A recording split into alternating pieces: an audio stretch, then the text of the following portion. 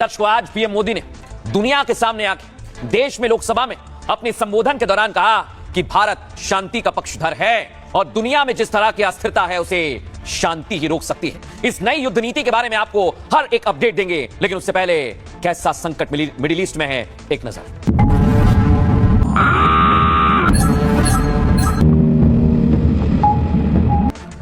दर्शकों, महायुद्ध का फाइनल वार यह हम इसलिए कह रहे हैं क्योंकि डोनाल्ड ट्रंप ने कहा था कि हम महातबाही ले आएंगे ईरान, और अब वो पलट गए। लेकिन उससे पहले, हमले से पहले पूरे ईरान में ब्लैकआउट है। दर्शकों देखिए, वहां हमला हुआ और उसके बाद काला अंधेरा छा गया। दिखाइए, फुल फ्रेम दिखाइए इस तस्वीर को, एमएन सुनाइए।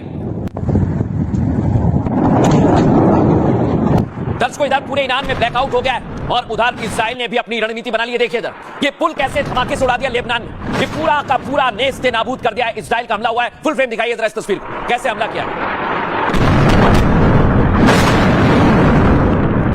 अब आपको दिखाते हैं दर्शकों कि युद्ध अभी रुकने वाला नहीं है और कैसे आसमान में काले बादल मंडराने लगे हैं, काला धुआं दिखाई दे रहा है, वो आपके सामने दिखाइए जरा फुल फ्रेम।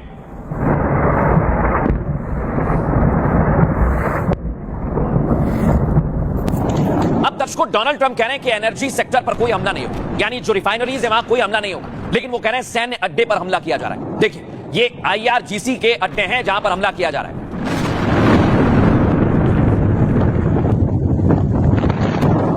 दर्शकों, बड़ी बात है, ये डोनाल्ड ट्रंप और इजराइल की रणनीति है कि वो ईरान को झुकाना चाहते हैं और इसलिए अब ब्रिटेन और जापान का भी साथ लिया जा रहा है। कहा जा रहा है कि समंदर में ट्रंप की मदद के लिए जापान और ब्रिटेन तैयार है।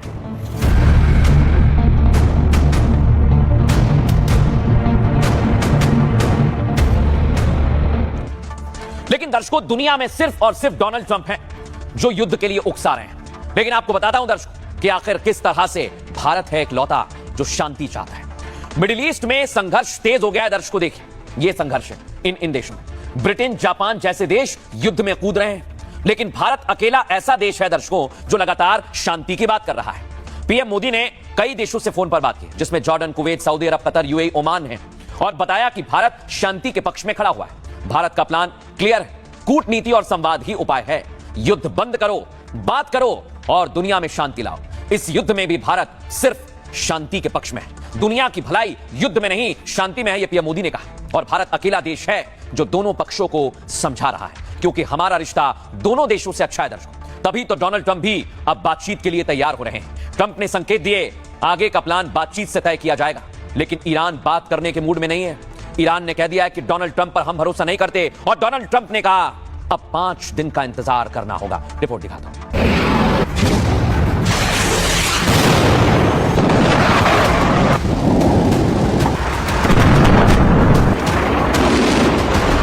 पूरी दुनिया में त्रागिमाम मचाने वाले डोनाल्ड ट्रंप क्या ईरान के सामने झुक गए?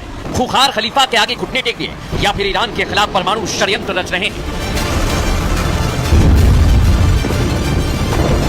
हर 5 मिनट में अपनी बात से मुकरने वाले ट्रंप 5 दिन तक हमला नहीं करने की बातें कहने लगे, वो भी उस वक्त जब परमाणु हमले का काउंटडाउन 8 घंटे में पूरा होने वाला है। ब्रिटेन न्यूक्लियर सबमरीन के साथ हॉर्मूज की तरफ बढ़ रहा है। जापान वॉरशिप के साथ समंदर में अपनी बारी का इंतजार कर रहा है और ईरान ट्रंप को ललकार रहा है। Aitaram, you are fired. You are familiar with this sentence. Thank you for your attention to this matter. The central headquarter of Khatam al-Anbiya. हमला कब होगा, कैसा होगा, सिर्फ डोनाल्ड ट्रंप को पता है। इसलिए ईरान अमेरिका के सीज फायर वाले झांसे में नहीं आ रहा, यानी 48 घंटे वाला खतरा अभी टला नहीं। अब सिर्फ 8 घंटे बाकी हैं, तबाही पक्की है।